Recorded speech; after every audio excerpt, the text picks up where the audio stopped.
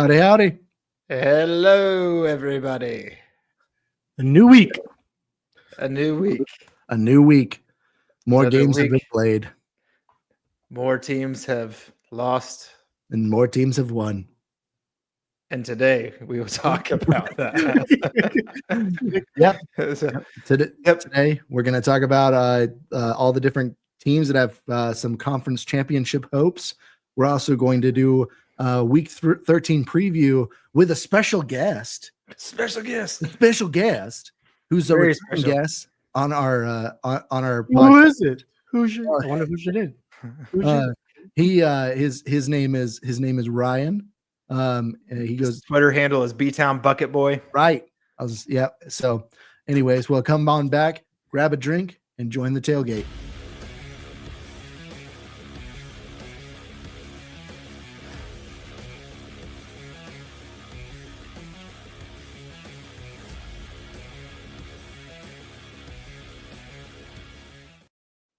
Well, hello. We're back again. We are back. And we got We Daryl in the chat too. He's saying hello. Well, hello, Daryl. And we forgot to mention, we didn't say this. We talked about Ryan. We talked about B-Town Bucket Boy. He's an Indiana podcaster.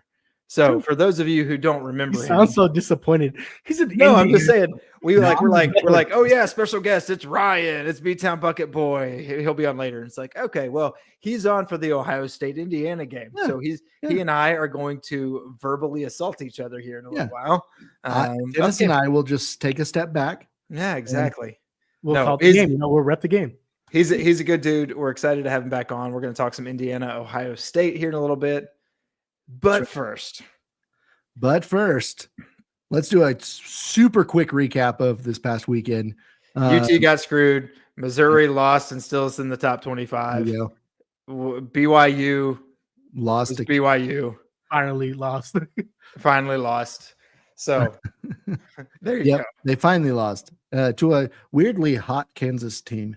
It's it's like a team that you expected to be good, but for some reason it took them 2.5 months into the season to be like, hey, they're good. yeah, they're pretty good. Yes, yeah. You knew Tennessee was going to lose. Well, that's fair.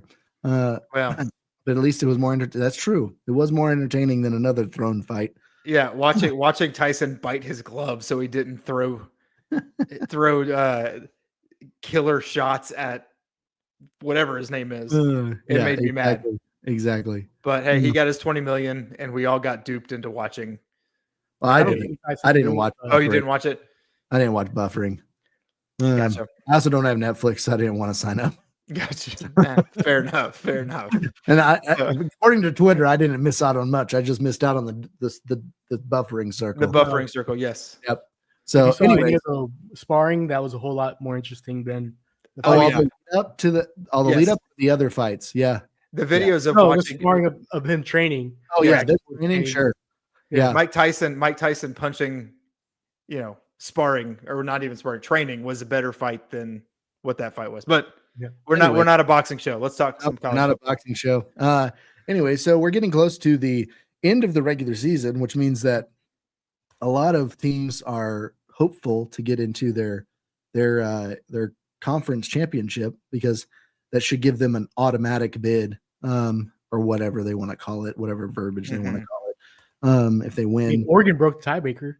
Apparently, so Yeah, so that was we start off with the Big Ten. We find out that Oregon won the tiebreaker. Like that was breaking news somehow. But I mean, at this point, I figured it was Oregon and Indiana, and then this week would choose who was going to play Oregon. Yeah, I think that's with Oregon only having one more game left because they're off this weekend. Yep, I'm like, well, of course they're going to be in the. Like it's not like they can lose 2 games. I don't know. That's kind of silly. Depending on who's going to rep the game this week for them. I'm pretty sure that FSU lost to the bye week. Sure. I don't know how, but they found a way. They might lose this week too. They play Charleston State. Yeah, that's true. That's true. Or Charlotte. Which one? Charleston. Charlotte. It doesn't matter. They're going to lose. They're going to lose regardless. I'm really feeling really good about about Florida beating up on Florida State at the end of the year. With their that's a team that won this past weekend. Crazily enough, beat out LSU. But I think the one team that's consistently getting overlooked is Penn State. I mean, come on. I know that they lost to Ohio State, but what other kind of weird tiebreakers might go on I'm just kidding. They have the whitest whiteout of all the. Yeah, their whiteout is not just the color of the jerseys, but the actual color of the attendance. And surprisingly, the game is not in the south; it's in the north. It's also what they do when they talk about the championship game is they white out Penn State. Penn State's probably just sitting there crying because they're left out again of an even easier championship to get into. They're in a group chat with Georgia and FSU from last year. Yeah, exactly. And then we've got the front runners for the ACC right now, SMU and Miami. I think so. I remember that correct. I'm trying to see Clemson as well. I think is going to be like fighting for third. Because they lost to Louisville, which is hurting them. Okay. Can we talk about that the end of that Louisville game this past weekend? Yes. Yeah, Stanford exactly, Dennis. That's why I wanted to talk to you. They didn't just come back. No. Do you want? Okay, I was gonna let you talk about it, but no, I'm gonna talk about that. Let me pull this up because here's you seem a lot more excited than I would ever be about it. Because I was watching this and I was like, oh, they're at the 45 or something, and I'm like, they're gonna kind of go for it, see if they can get a field goal. This is great. So there was 20 seconds to go, and they were on like the 44, and they still lost in regulation. They did a spike to stop the clock. Then they had a 35-yard incompletion to stop the clock. Then they had a short pass that the guy dropped to stop the clock. And then they had an incompletion, like Hail Mary down to the end zone to turn over the ball on downs. So Stanford then gets the ball and has like a little quick, 4 or 5 yard pass, goes out of bounds for no yardage. And then who was it? One of their guys gets a personal foul for an unsportsmanlike conduct for like holding the dude's foot and not letting him get up or something, like something stupid. So there's 15 yards. Okay, they're going to try a 56-yard field goal. Nope, they're not. 5-yard penalty offsides. Let's get a 51-yard field. Louisville blew it. Mind you, to this point, about 10 minutes before the end of the game, Louisville was up 35-20, 35-21. So it was a very weird game that I didn't think a team like Stanford, as many wins they had, as far as they have as many wins as football months being played. So out of all teams in the ACC to kind of do that kind of comeback, for it to be Stanford, I was just more in shock. I was like, I have no idea what the heck is happening. I mean, arguably they did that to the Pac-12 teams last year. So I would say like this went down. I was talking to myself because I do that sometimes. Like, which was worse? Was this worse than the Miami fumble when they should have knelt the ball last year? I think the fumble is worse only because, for one, it's a whole lot easier to run one play than 10 minutes left in the game. True. But two, they end up losing every single game basically after that. That's true. So it's like you went from a contending team to just like, yeah, let's just knock you down to the very bottom. Yeah, okay. I mean, Louisville could lose the next 2 games. Even then, I feel like I'm just kidding. They would have the similar Miami record this last I agree with you. The Miami fumble last year was way worse. Okay. Because that but it did have some. It set the tone for the rest of the year. Sure. Okay. As a tone setter, I'll give it to you. Yeah. So sorry, I just had to bring that up. No, that's fair. That's fair. Because that's Dennis's dark horse.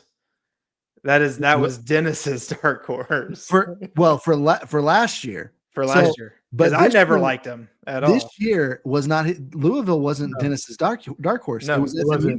Yep. It was SMU. Yep. And after their first game, I was like, there's no way. They were struggling against an FCS team. There's no way. And then they just put a hurt on everybody except for BYU. And so I'm just like, oh, well, maybe. I mean, maybe Dennis's dark horse is right again. I hope so, man. It'll be nice to be right. 2 For years twice in a row. your life. Twice in your life. Yeah, I gotta take it when I can, man. That's true. That's all I got. Leave me alone. To be real though, like I think SMU at this point, I think at this point they could easily beat Miami. I don't think there's going to be One thing I'm also hating the fact that like people are saying, "Hey, will BYU beat SMU?" Mhm. I'm like, I think that was like the second or third game of the year. I'm like, Mhm. every single team that played in the beginning of the year is not the same team they play at the end of the Right. year. So I'm like, the way SMU is playing, I doubt BYU would actually be able to beat them. Yep. Like as easily as people are making it seem. Yeah. Yep. But Agreed. I agree with what I think Michael's saying. Basically, SMU beating Miami pretty easily. Yeah, I mean SMU has a much better defense, and that's going to be the thing that's going to determine the outcome of that game is the defense. So you can slow their offense down at all, then SMU is just going to steamroll Miami. Miami is going to be like, they're hating on us again. Mm-hmm. We are. No, you guys are just the Tennessee team from 22 who just has no defense. Explosive offense, it's fun to watch.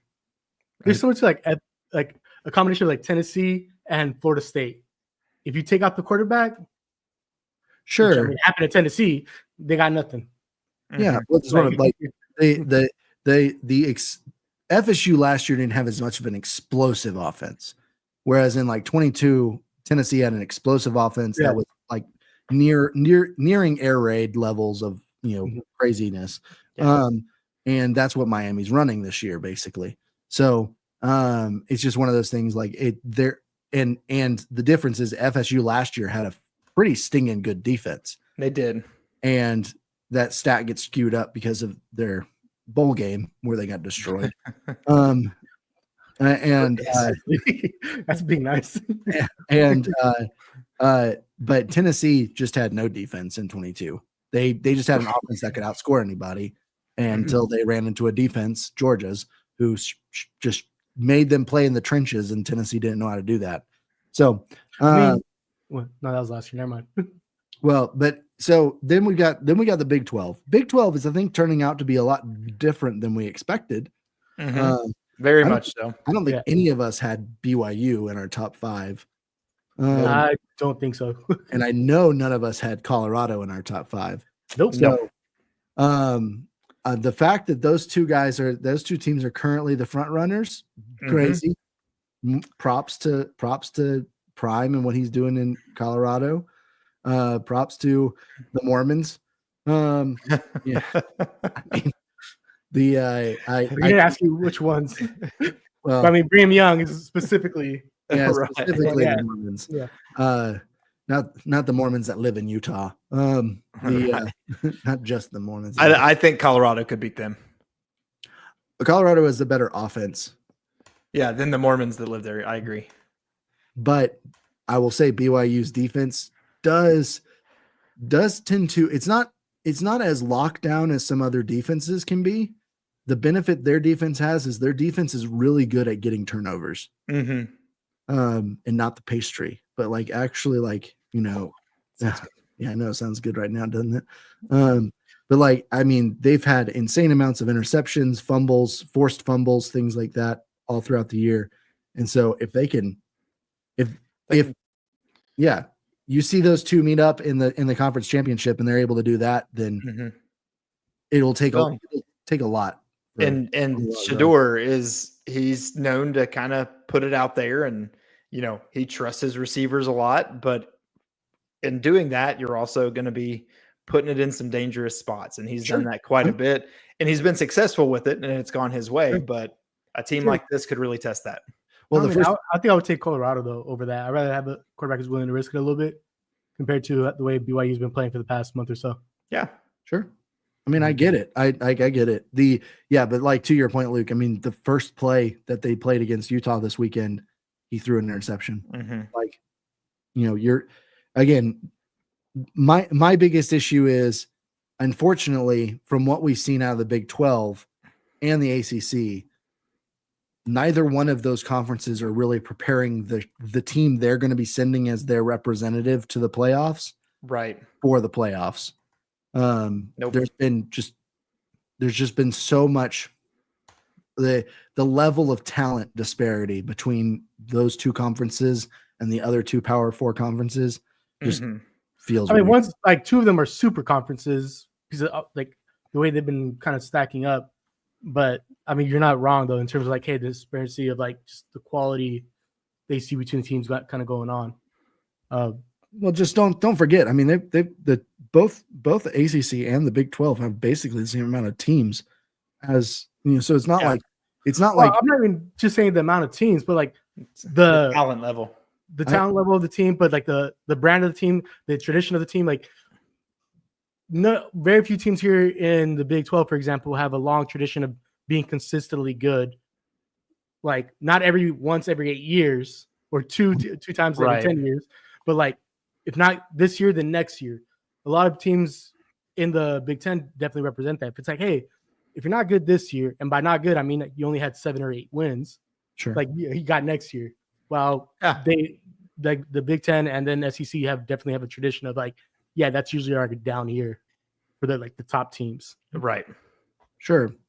Yeah. I mean, it's one of those things like with NIL, the argument for talent disparity is lessened only because of the fact that now teams can entice players to either stay or transfer, stuff like that. And Michigan can't, even with $10.5 million.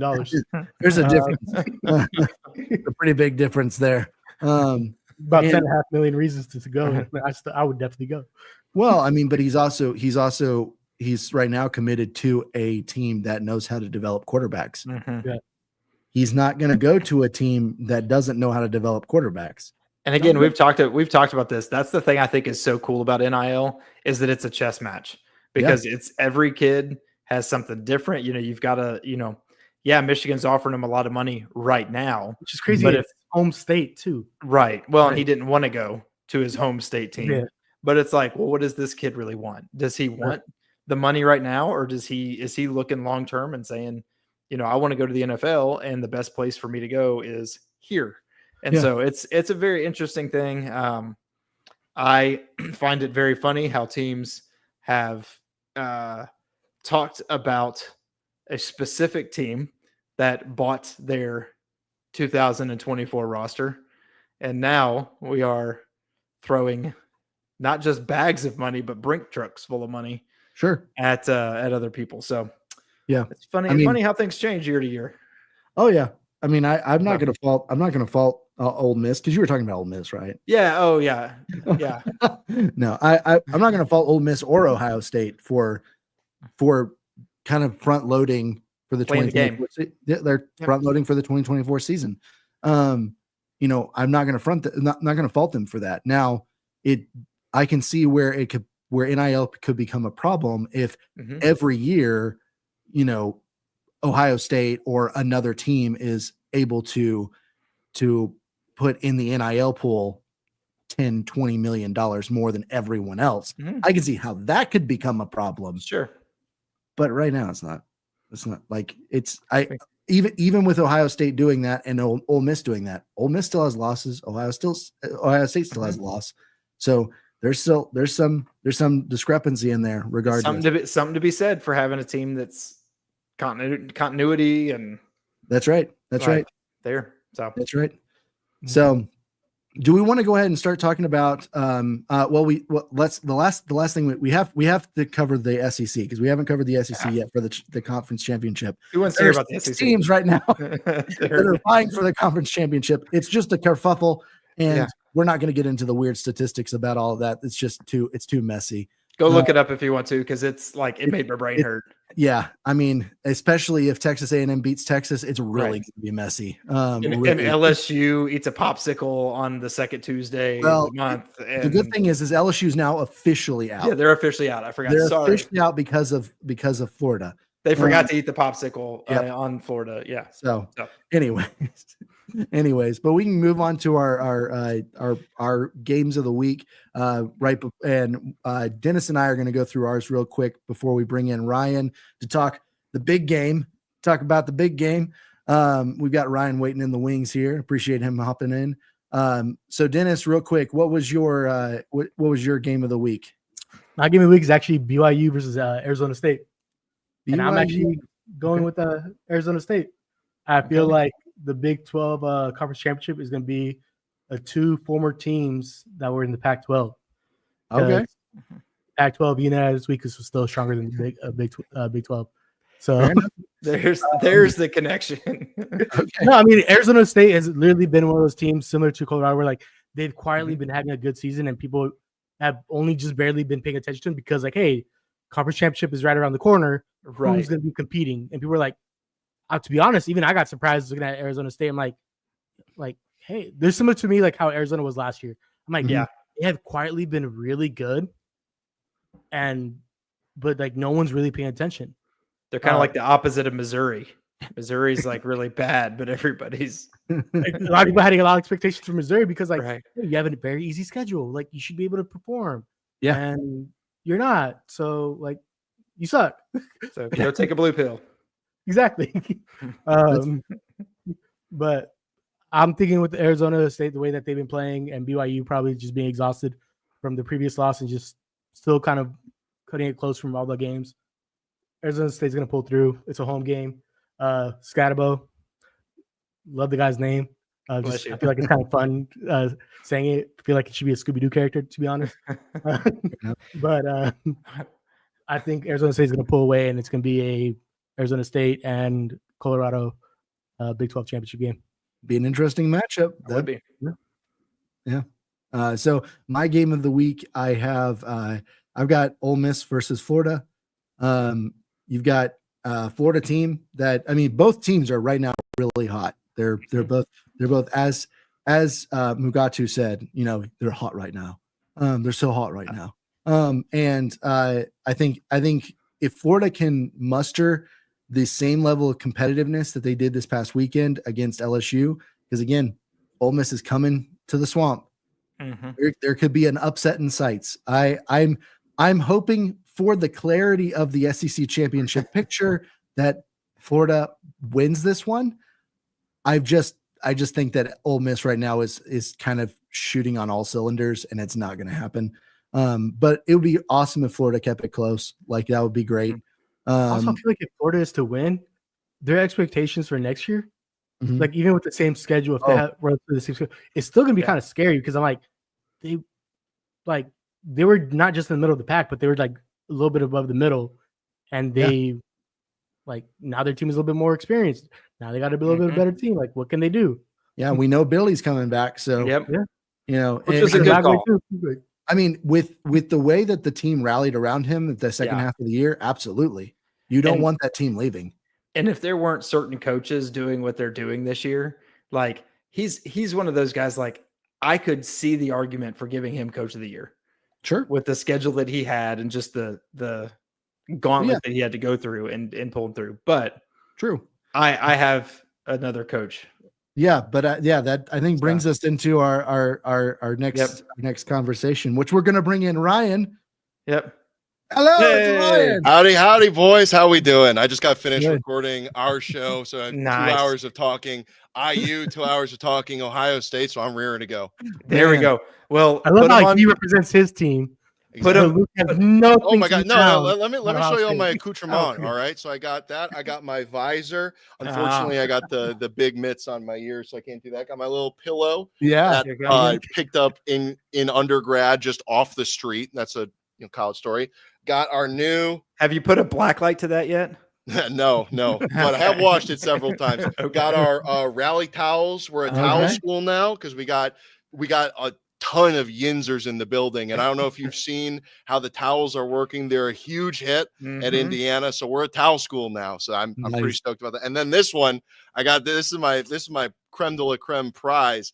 I went to the Rose Bowl and picked up this bad boy from our starting at the time right guard, tossed it to me on his way to the locker room. I did also wash it. Okay, I washed it. It was nasty inside. But yeah, apparently I fit a double XL lineman glove. So there you know. Nice. Okay. Okay. Well, now put him on mute so he has to listen to me talk trash and he can't say anything. Oh, right. So the first thing that I have to ask before we get into the game, we talked this offseason. I think we were all excited about Signetti. Mhm. We were excited about what he did at JMU, what he was going to bring to Indiana. I don't think anybody really anticipated the level of what he brought to Indiana. So, as a fan, as somebody who's talked about it, give us the First year in year. Indiana football. First year bringing that. Yeah. Right. So we talked in the offseason, and I'm kind of kicking myself for not, sticking my neck out there because I really wanted to say it. Michael, you actually said, because I talked to you guys through our schedule, and I said IU has never had this much green grass in front of it. Yep. Yeah. And you said 11-1, and I kind of reflexively said, no, I should have said it's possible. That's that like at that time, that's the ceiling. And see, you should have Googled Signetti at that time. I feel like you would have had a better chance. I did do the Googling. I didn't trust. You know what I should have done? I should have hit, I'm feeling lucky. That's what I should have hit. It used to bring up the first response. Yeah. But when we were looking at this, we built a group of 5 all-star team. And when you're looking at all these pieces in the offseason, you're like, there's no way this doesn't work. There's no way this doesn't work exactly how it should at the highest level, like between the coaching staff that's coming in, the core nucleus of players that's going to be able to start up the program really early, not just players, but leaders from his previous location at James Madison.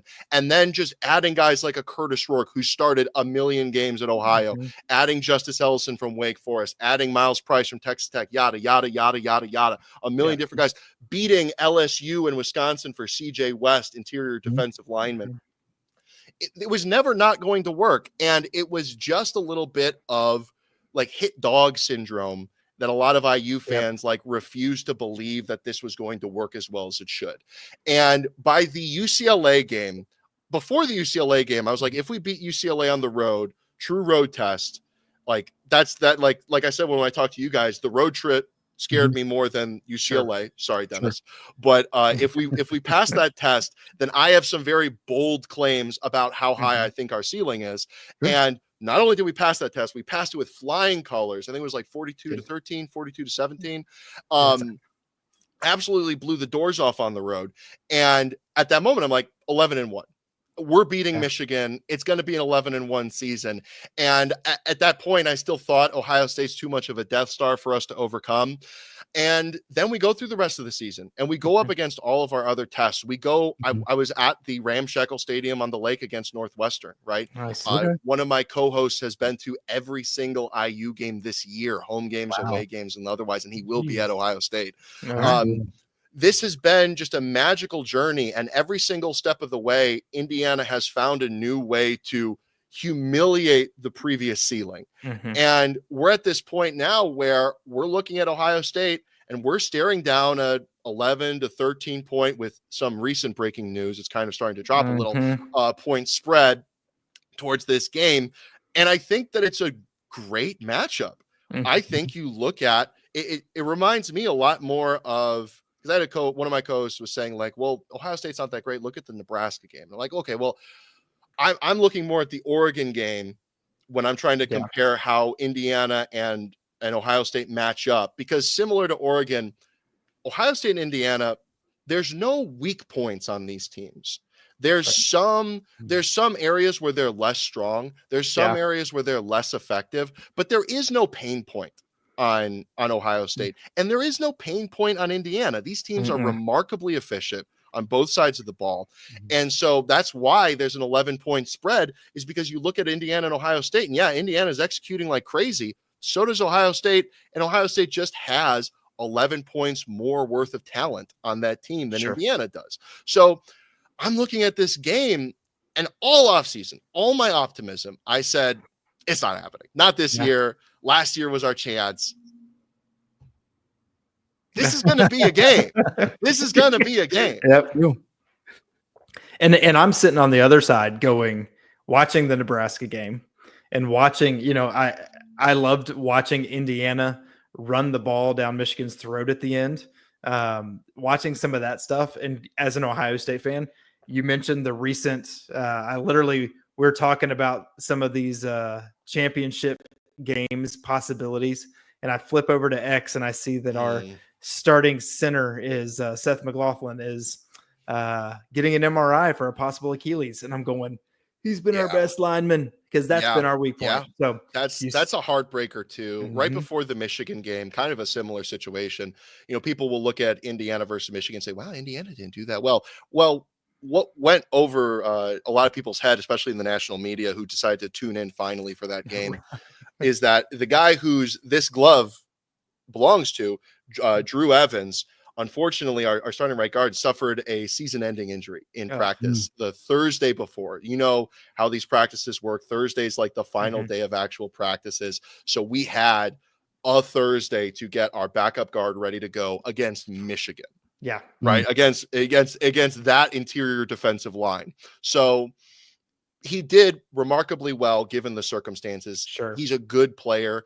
Now that he's going to get a bye week and a full week of prep, I'm confident that we're going to see a change from that. But offensive line injuries are just heartbreakers. I mean, especially because it's not a plug and play position. No. It's a position where, you know, you need to have that cohesion. You need to have it's five guys as one. There's really no other part of the team that's five guys as one. And if you have a weak link in there, they're all weak. Right. And I get pushback on this from some people, but I think a center is the second most important offensive line position. People will say, oh, well, a right tackle is more important or a good guard is important. I think when you have a veteran center who is like the heartbeat of that offensive line, especially for a guy like Will Howard, who is a distributor of the ball to some of the best talent in college football, you need a guy to be his co-pilot. And that is what McLaughlin is. That's what Mike Kadick is for Indiana, an extremely veteran interior presence, an interior force that isn't just good in terms of like when the ball gets snapped, but I'm talking like pre and post reads, like this type of dealing with stunts and interior stuff that linemen have to do. A center is like trying to play, like losing a center is like trying to play without an elbow, you know? Yeah.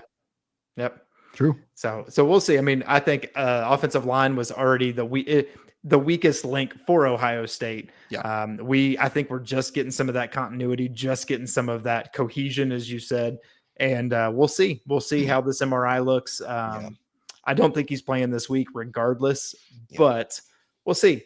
But it's going to be a fun game. I've we said a little bit about, I talked about Napier. We said Napier could be, with what he did, be the coach of the year type candidate with what he's done at Florida.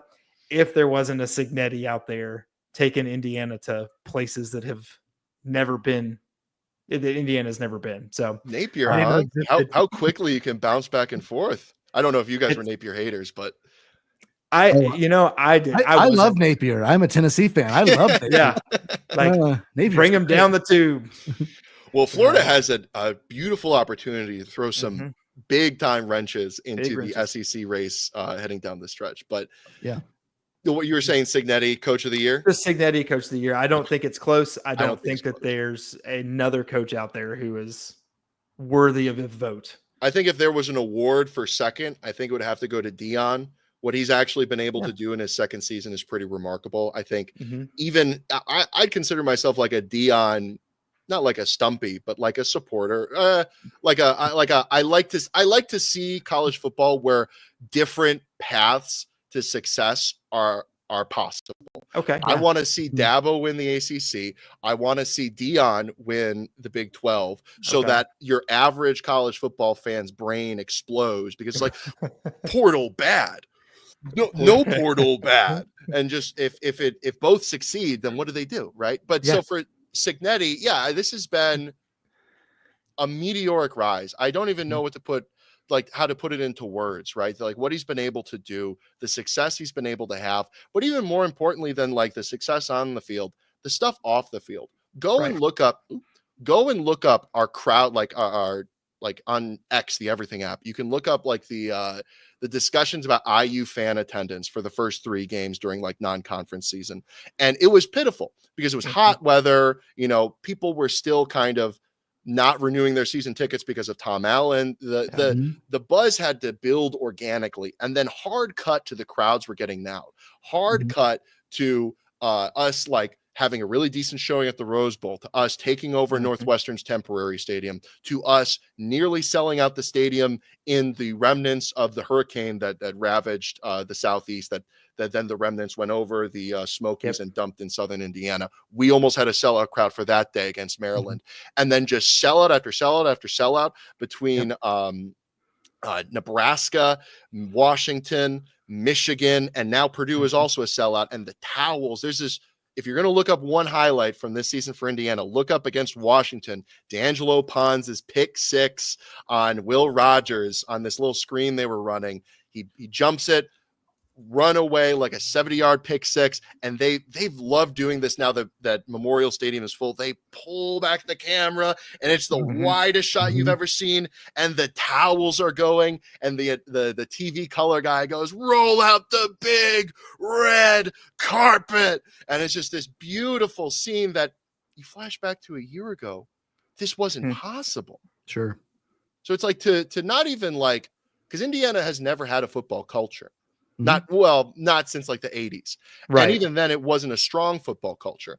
And so for this to happen is just sort of like a proof of concept that IU has been a football school in waiting, but it has been just complete ineptitude from the top down that has like been a deliberate choice at times to not be a football school. And now we are, and look how quickly it can turn around. Look how quickly it can turn around when you just care. And that's the big thing. You just care. You just put some focus in. You sign the guy who's changing the course to an extension 10 games into the season. Yeah. Good things. So another question that I've got for you, because this has been something that I think a lot of people have talked about, especially throughout the Big Ten, is the noon games. The Big Ten noon games. Trying to compete, trying to make this noon game something like ESPN has with the night games. So what are your thoughts on Big Noon? Well, I've never been so happy to see a Big Noon in my life than when I saw that we drew it for us against Ohio State. Yeah. That being said, I've never liked noon games from my undergrad till now. I enjoy tailgating. I also enjoy having a little bit more of an atmosphere in the stadium. That's a little bit easier when it's later in the day, just because people are awake. People have been tailgating. They've been getting a little buzzed. I think noon games are great. I think they have a place. I think they especially have a place in the Big Ten where it gets cold here. And, night games are a little bit less doable. It kind of like works against it later in the season. Being an Indiana fan, the early season is punishingly hot. I was at the opener against Ohio State last year. It was one of the hottest. I was wearing this. I was like sweating through it. It was disgusting. Big Noon. It's cool that the Big Ten has access to this unique marquee TV slot. The problem is that Fox is our primary media partner in this Big Ten deal. If like the primary partner were NBC and the Big Noon Saturday night were the marquee spot, and then we would just have Big Noon as like an above average, well above average visibility spot for noon games, then it would be awesome. But then this year, it's just been Ohio State in there. It's Indiana got one, but it's just been Ohio State in there, mostly because Big Noon can't take Oregon, and Michigan's bad. USC is bad. All the teams that like they were expecting to be able to draw regularly. So it's like whether Ohio State has a big game or not, Fox is going for Ohio State every single time. And that's frustrating. I think that's going to get better as these media partners learn to work together better. Because this, again, was a marriage of circumstance cooked up by Kevin Warren, who's busy ruining my Bears. But a marriage of circumstance of strange bedfellows who didn't even know who owned the rights to the conference championship game, right? And so they'll learn how to work that out. And as water finds its level and Michigan gets back to a competitive level, USC gets to a competitive level, Iowa gets to a competitive level, and so on and so forth. And you don't have this like highly concentrated level of success in just 4 teams.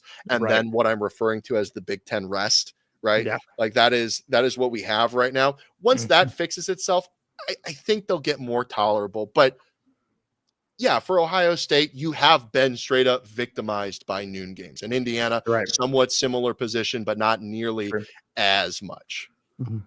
Yeah, and I think back to like the Penn State game. There are certain atmospheres. As an Ohio State fan, I don't want my team playing at a Penn State night whiteout game. I just don't. Like that's just not a good place. However, those are more fun. Yeah. And regardless of circumstances, regardless who your team is, it's more fun to watch them play in those type of atmospheres. So right. But yeah, and I'm very glad that Indiana does not have to play in the Ohio State's only night game against a Power 4 opponent this year, which would have been very, very glad. So it would have been tough, but okay. So all that out, we have the game coming up. Yeah. Like you mentioned, this offseason, you were not quite as optimistic as you wish you had been. I just wasn't publicly optimistic. There you go. Again, that hit dog syndrome. So circumstances have changed. Things have happened. What are you feeling going into this Ohio State game?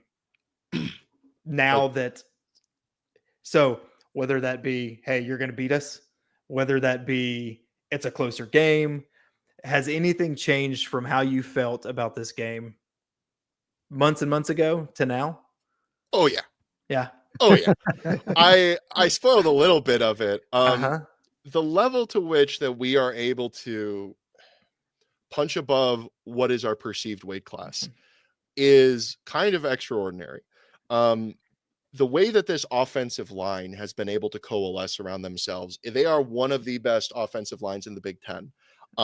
Even with the injury, they are pretty darn good, and they will be pretty good. And this is with us sustaining 2 guard injuries. We had a preseason guard injury to Nick Kidwell, and then obviously the in-season guard injury to Drew Evans. But it hasn't mattered, and that's because we have Bob Bostad back there, the best hire that Tom Allen ever made in his final year at IU. He gets like Wisconsin poaches Luke Fickell, and so the old like Wisconsin legacy staff gets flushed out, and we get Bob Bostad on a fire sale. He is the offensive line coach that was the backbone of the Brett Bielema years. He is one of the best offensive line coaches alive.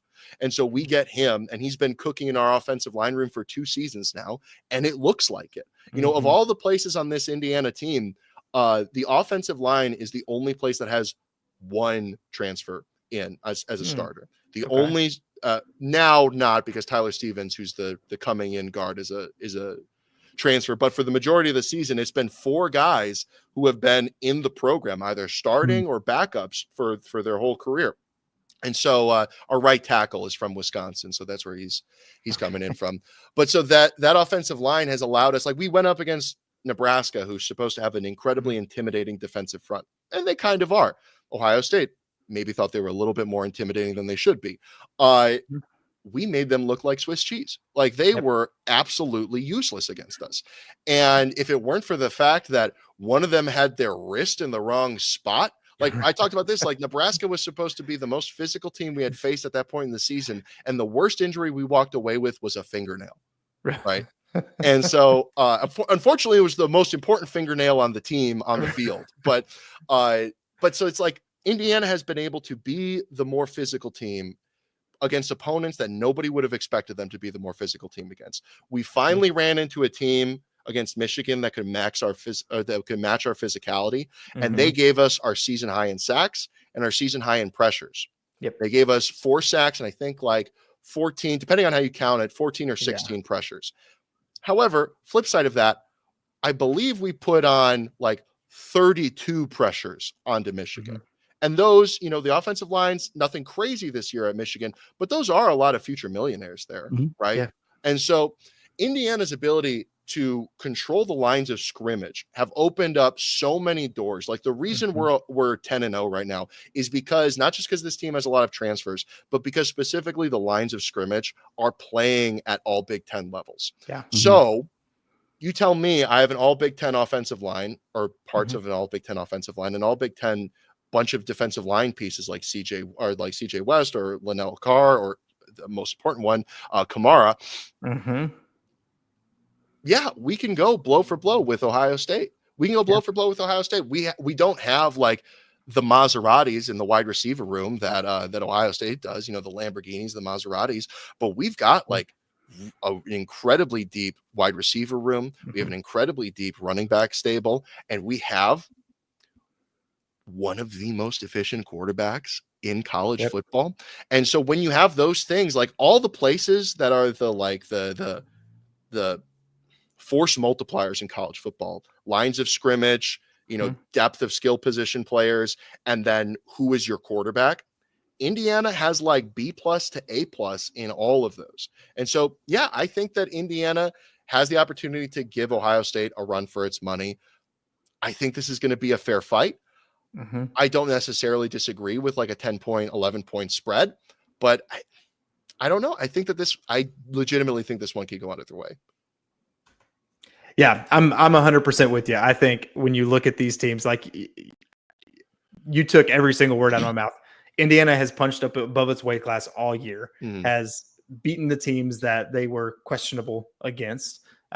You've got a coach who has these guys playing with more chutzpah. I don't know, more. They're playing like a team that is possessed. And so there's just something special about that team. I'm scared. I mean, as an Ohio State fan, it's a scary thing, especially with a loss already on our books, with that Oregon loss. Now, I don't take too much. 1-point loss on the road against the number 1 team. Exactly. I'm good with it, but if you were to drop Ohio State into the 2-loss SEC scrum, how do they stack up? Right. Good. Kind of like Georgia, they don't have an embarrassing loss, right?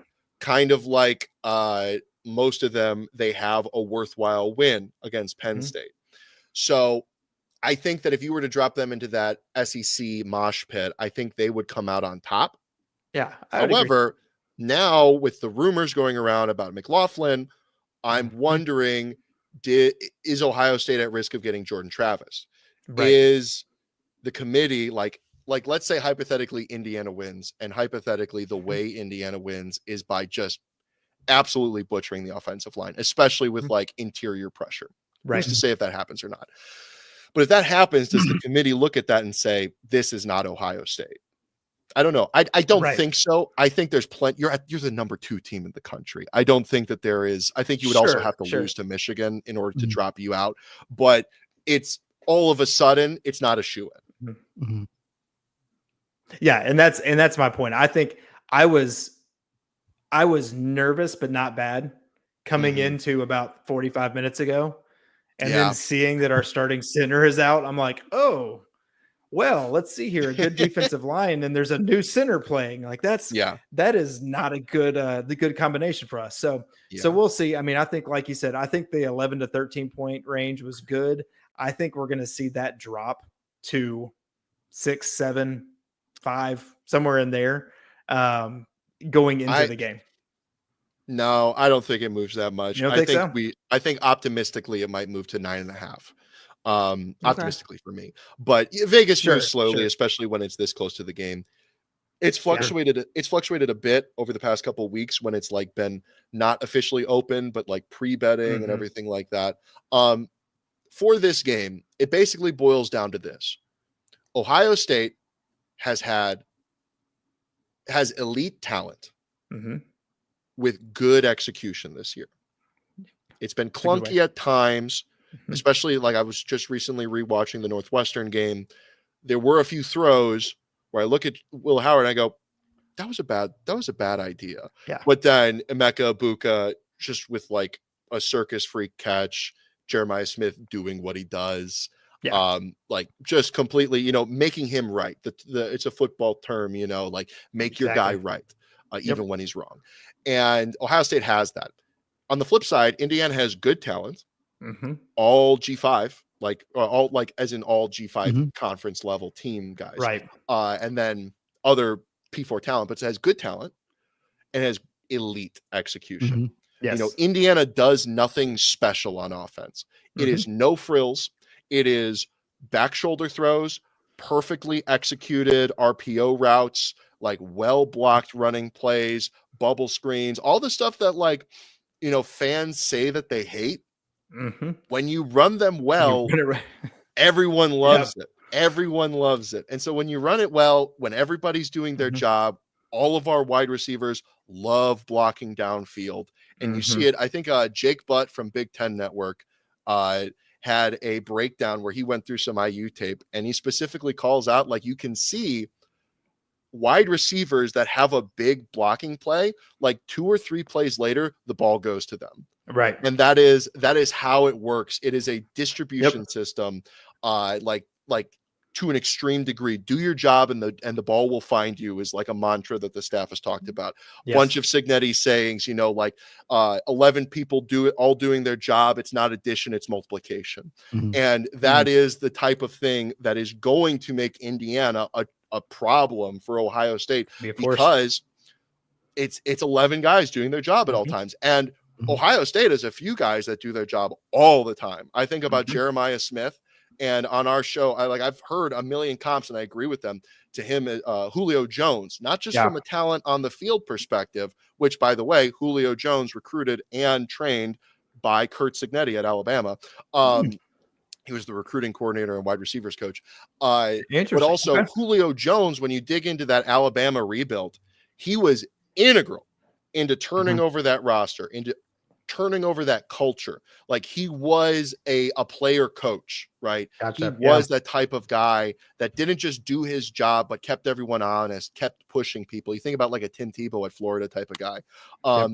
That, from all indications, outward and inward, that we've heard from leaks and stuff, that is what Ohio State has with Jeremiah Smith. I remember watching the press conference where Ryan Day hears that he landed Jeremiah Smith in the recruiting trail, and he's like, "Jeremiah committed," and they're like, "Yeah." He goes, oh. He was so happy, and a huge relief. You could see why, because he's not just an all-world talent; he's an all-world character guy. Yeah, and so he scares me. Full stop. Does Ohio State have 11 Jeremiah Smiths? No. So we'll see. Yeah, and Indiana definitely reminds me of Remember the Titans, when they talk about how thin the offensive playbook is, and he's like, "Well, just do it right, just do it right every time, and we'll be okay." So they're playing. Yeah, it's going to be a fun game. I think I'm still picking my Buckeyes. Yeah, I wouldn't pick us to do anything other than have it be close.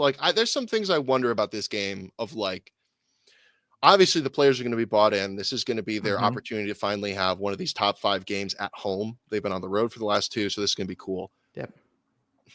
And I've heard from a lot of Buckeye fans like yourself, they're realistic about this game. They're we're a more talented team than Indiana, but Indiana's really good, and this game scares me. But I wonder what your average ticket paying fan is going to feel about Indiana inside that stadium. And what happens if Indiana jumps to an early lead? What happens in that sleepy noon environment? Do you start to hear people get mad at Ryan Day inside the stadium? 100%. I don't know. It's a powder keg in Ohio State right now. It is. And I will say that one of the big things going around Buckeye Twitter, all the kind of conversations, is how quiet our stadium, not necessarily quiet, but a lot of the, hey, sit down people, the older folks, especially at a noon game, you have a lot of people who are upset with Ryan Day and are just looking for any reason to kind of get rid of him. So yeah, if Indiana goes up, you're gonna hear it, and that crowd is gonna get quiet. You're gonna hear a lot of this, oh, they shouldn't do this, which again, anybody who's watched Indiana knows that this is going to be a game. This is Yeah. not going to be an Ohio State, Indiana, 5-10 years ago where you're just like, oh, it's another game that, Ohio State should win. No, this is one that's going to be a dogfight. Signetti's going to have them ready. Indiana, their players are awesome. Their players have just taken this mantra, have taken this new regime, run with it, made it their own. The confidence and almost it's like, I hate arrogance, but there are certain people who can pull it off. And Signetti has that where it's like, he's just a little arrogant, but I love it. And that has come down to the team, and the team is acting the exact same way. Yeah. And they should. So they're a scary team. This is not no Ohio State fan. If you're overlooking this game, shame on you, because this is ridiculous. And like you said, Indiana has not gotten the national love or respect that they should have. The coaching has. I don't know that as a program and as what the players are doing and I guess how good they really are. I think everybody says, oh, they're 10-0, but they've only played or they haven't done this, or Michigan's down, or, they've always had this. Yes, they are, but.